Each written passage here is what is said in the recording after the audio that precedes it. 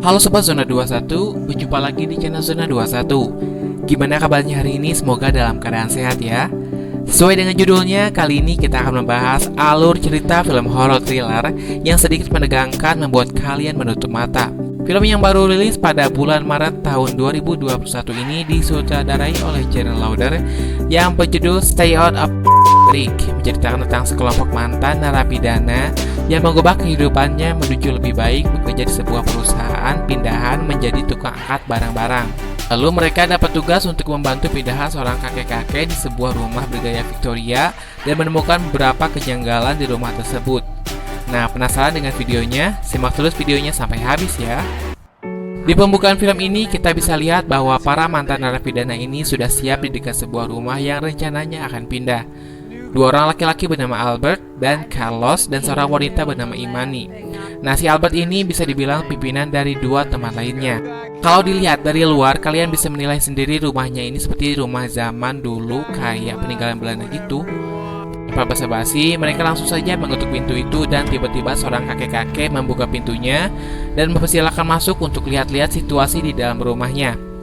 Nah, si kakek ini bernama Tuan Muller atau dia lebih suka dipanggil Kevin. Menurut informasi, si kakek ini tinggal sendiri di rumah itu tanpa ditemani oleh siapapun. Si kakek pun bersedia membayar mereka 4 kali lipat dari bayaran biasanya, asalkan mereka bisa membereskan semua barang-barangnya dalam satu malam, kecuali loteng dan ruang bawah tanah yang gak boleh mereka beresin. Mendengar kalau mereka akan dapat uang 4 kali lipat, sontak saja membuat mereka merasa bersemangat, khususnya Imani dan Carlos. Untuk mempersingkat waktu, mereka langsung bekerja memindahkan barang itu satu demi satu bergotong royong, dari yang terberat hingga sampai yang paling ringan, dari yang terbesar hingga yang terkecil. Untuk mengeluarkan sebuah sofa yang ukurannya lebih besar dari pintu, terlihat si Albert ini mengajarkan cara melepaskan pintu dari engselnya pada Carlos karena bisa dibilang dia masih pemula. Tak terasa hari sudah gelap, mereka menyempatkan diri untuk istirahat sejenak, mengumpulkan kembali tenaga mereka sambil mengobrol-ngobrol. Tak lama mereka langsung kembali melanjutkan pekerjaan mereka. Albert menyuruh kedua temannya untuk berpencar membereskan barang-barang di ruangan yang sudah ditentukan. Imani yang kebagian membereskan kamar anak-anak terasa lebih menikmati pekerjaan itu sambil dengerin musik. Mungkin karena uang sudah depan mata ya, jadi dia lebih enjoy itu. Sementara di ruangan yang lain, temannya Carlos sedang beres-beres di ruang perpustakaan membersihkan beberapa buku. Dia dikagetkan dengan kedatangan Albert karena si Carlos ini bilang kalau dia udah mulai merasakan hal-hal yang aneh gitu di rumah itu. Si Albert tidak mau tahu yang dia inginkan supaya cepat beres dan segera pergi dari rumah itu. Imani terlihat dia sedang melepaskan sesuatu, namun tiba-tiba dia mendengar suara kayak benda jatuh gitu sebelum sosok tangan muncul dari atap yang bolong. Ketika si Carlos sedang membereskan buku, tak sengaja dia menemukan sebuah buku yang aneh. Lalu dia memanggil Albert untuk memberitahu keanehan buku-buku tersebut. Setelah dicek, ternyata Carlos menemukan beberapa buku tentang seorang yang bernama Joseph Mengele. Nah, Joseph Mengele bisa dibilang malaikat kematian atau secara lengkapnya seorang dokter yang melakukan eksperimen mematikan dan dia terobsesi dengan orang kembar. Mereka berdua langsung memberitahu tentang kejanggalan tersebut pada Imani. Albert yang sejak saat itu sudah merasa nggak enak sama rumah ini, dia mengajak Carlos dan Imani untuk pergi saja dari rumah itu. Namun si Imani ini masih kekeh pengen uangnya karena mereka juga butuh. Gak mungkin juga seharian mereka kerja terus pergi gitu aja kan. Akhirnya si Albert ini menyetujui keinginannya dan mereka bekerja bersama-sama supaya cepat selesai. Tanpa sengaja, Carlos menemukan sebuah koper kecil yang aneh. Dia sempat melarangnya untuk dibuka karena dia pikir takutnya ada sesuatu yang nggak diinginkan. Tapi karena penasaran, akhirnya mereka membuka koper kecil itu dan menemukan dokumen akte kelahiran anak kembar dan beberapa kertas tentang Perang Dunia Kedua. Dia juga menemukan sebuah toples yang ketika dibuka ternyata isinya adalah gigi-gigi manusia. Tanpa disadari, ternyata aksinya ini sudah diketahui oleh si kakek Kevin lewat CCTV-nya yang ia pasang sebelumnya. Setelah itu, si kakek Kevin memutar sebuah tombol di dekatnya yang apabila tombol ini diputar akan mengunci semua akses keluar seperti pintu dan jendela. Setelah itu, mereka juga mendengar suara aneh dari atas loteng yang membuat penasaran dan mereka pikir itu monster. Untuk memastikan suaranya, akhirnya Albert dan Carlos mencoba untuk mengeceknya sementara si Imani ini disuruh mencari bantuan keluar. Lihat juga si kakek Van membawa kunci dan membuka sebuah kurungan yang menunjukkan sosok tangan manusia dari dalam kurungan itu. Si Imani buru-buru berlari menuju pintu keluar namun terkunci. Tiba-tiba dia mendengar suara geraman dari arah belakang dan ternyata muncul sosok seperti manusia mempunyai tangan namun jalannya merangkak hingga akhirnya dia pun ditangkap. Kita beralih ke dua temannya Albert dan Carlos yang sedang mengecek loteng sementara si Carlos menunggu di bawah dekat pintu loteng buat jaga-jaga. Dengan memakai senter sebagai penerangan, Albert melihat situasi di loteng yang tampak berantakan. Dia terkaget setelah melihat sosok tangan yang tiba-tiba muncul. Carlos yang sendirian di bawah langsung menyusul Albert ke loteng karena tak sengaja dia melihat sesuatu yang merangkak seperti manusia mengejarnya. Diduga monster ini juga yang tadi menangkap si Imani ini. Tapi untungnya si Carlos ini masih bisa selamat berkat bantuannya si Albert. Selanjutnya si Carlos ini menanyakan siapa sih si kakek Van ini. Dan si Albert pun menjelaskan padanya bahwa si kakek Van ini melanjutkan pekerjaan Dr. Joseph Mengele ya, sesuai yang udah dijelaskan tadi di awal. Di sini ini kita pindah pada si Imani yang baru sadar setelah dia ditangkap tadi. Dia sadar sudah dalam keadaan diikat oleh si kakek Van ini. Dia manggil-manggil temannya namun tidak bisa karena si kakek bilang ruangan itu redam suara. Jadi orang lain gak akan bisa dengar dia teriak-teriak. Alasan si Imani ini diikat karena si kakek ini berencana untuk mengambil sebelah matanya untuk dijadikan serum awet muda. Di sini ini kita sensor aja ya karena jujur aja ngeri juga liatnya. Jadi si kakek ini nusuk matanya dengan jarum besar sampai darahnya itu keluar. Kita kembali ke si Albert dan Carlos yang lagi mengecek kembali sosok tangan yang muncul tadi. Ternyata dia merupakan seorang gadis yang merupakan korban eksperimennya si kakek Van. Nah, gadis ini tidak bisa bicara saat dia ditanya nama oleh mereka hingga si Carlos ngasih spidol supaya namanya ini dituliskan. Dan nama gadis ini yaitu Anne. Kemudian si Carlos menanyakan apakah ada orang lain selain dia di sana dan dia pun berdiri menunjukkannya pada mereka. Bahwa di belakang punggungnya ini ada kepala lagi. Jadi mereka itu punya dua kepala, satu badan yang saling berhubungan. Kembarannya ini bernama Sarah.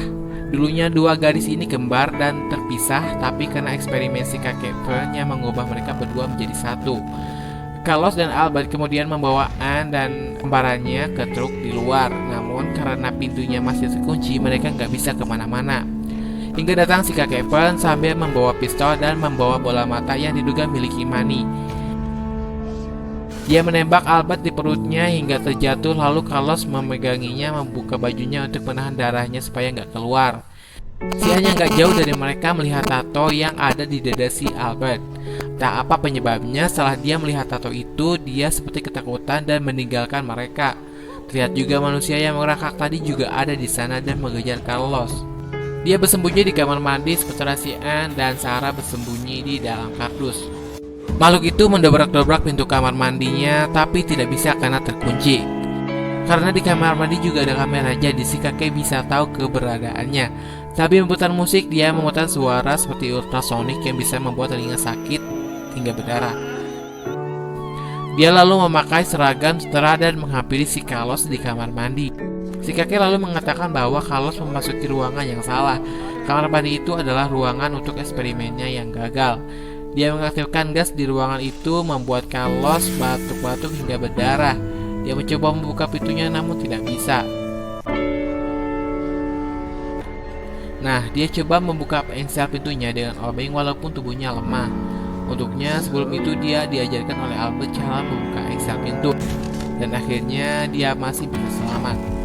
Si Anne yang kardusnya lagi diacak-acak sama makhluk itu kemudian diselamatkan oleh Carlos dengan cara membunuhnya dengan obeng hingga tewas. Bisa kita lihat mata Carlos juga berdarah sampai dia tidak bisa buka mata karena gas yang tadi. Si Albert yang berada di ruang labnya kemudian sadar dalam keadaan tubuh diikat bersama si kakek Van. Albert lalu bertanya pada si kakek kenapa dia tidak dibiarkan mati saja. Namun ternyata si kakek sengaja membiarkan dia hidup karena si kakek Van tahu arti dari tato elang yang ada di dadanya. Setelah itu si Albert bertanya lagi pada si kakek Van tentang jati dirinya. Lalu dia menjawab bahwa dia adalah Dr. Joseph Mengele. Mendengar hal tersebut sontak saja dia geleng-geleng kepala karena tidak menyangka yang si kakek ini ucapkan. Bayangkan saja, Dari zaman Perang Dunia Kedua sampai sekarang itu sudah puluhan tahun, dia masih awet muda, awet tua. Penyebabnya karena dia pakai serum buatannya itu. Dalam pikirannya sangat mustahil sekali kalau Dr. Mengele masih hidup sampai sekarang. Nah, ternyata tidak hanya mereka berdua di ruangan itu, Imani juga ada di sana. Lalu si Dr. Mengele ini menjelaskan pada Imani arti dari tato yang ada di dada Albert. Jadi arti tato itu adalah bahwa dia merupakan seorang pangkat tinggi dan masih bagian dari Nazi. Jadi si kakek ini masih menganggapnya kayak saudara gitu, karena itu berarti dia adalah anggota Nazi sebelum masuk penjara. Hal tersebut membuat Imani ini kecewa. Dia menganggapnya Albert itu sudah berbohong, sampai-sampai terjadi percekcokan di antara mereka. Selanjutnya Albert berpura-pura berpihak pada si kakek supaya dia melepaskan ikatannya. Dia bilang kalau si Albert ini pengen lihat proses eksperimennya, dan dia pun percaya dengan omongannya. Setelah tangannya lepas, mereka mendekati si Imani, bermaksud akan mencongkel mata satunya lagi. Namun tiba-tiba dia langsung memegang tangan si kakek, sementara si Imani melepaskan tangan yang satunya dan memukul si kakek tepat di dagunya sehingga darahnya muncrat. Setelah tangan yang satunya lagi lepas, si Imani ini langsung menghajar dia habis-habisan sampai mukanya kayak gini. Saat mereka mau pergi, si kakek ini masih bisa bangun dan menyalakan CCTV. Di layar TV, Imani dan Albert melihat temannya, si Carlos, udah tepar. Dia sempat mau menyerang lagi, namun si kakek udah pegang pistol. Menariknya, ternyata di layar itu juga nampak makhluk ciptaannya juga tepar. Makhluk yang mengejar si Carlos tadi. Dan si kakek pun meninggalkan mereka di ruangan itu untuk mengecek makhluknya. Sementara si Albert membuka tombol kunci pintunya. Bisa kita lihat dari layar kalau dia menghampirinya. Nah, si Anne yang posisinya nggak jauh dari si kakek menyerangnya dari belakang sampai nggak kelihatan di kamera gitu. Setelah dicek, untungnya dia masih bisa bangun. Lalu si Imani langsung membawanya keluar untuk meminta pertolongan. Sementara si Albert tetap di dalam menghadapi si kakek. Di scene terakhir ini jujur aja agak sedikit ngeri sih. Dia menyisir tato yang ada di dadanya dan melemparkan pada si kakek sebelum dia mengaktifkan sebuah pintu yang di dalamnya terdapat makhluk-makhluk ciptaannya. Hingga sampai si Albert ini menghancurkan kepalanya hingga tewas. Dan di momen-momen terakhir film ini, si Albert berhadapan dengan makhluk-makhluk itu dan cerita pun berakhir sampai di sini. Terima kasih buat kalian yang sudah tonton sampai habis. Nantikan di video selanjutnya ya. Sampai jumpa.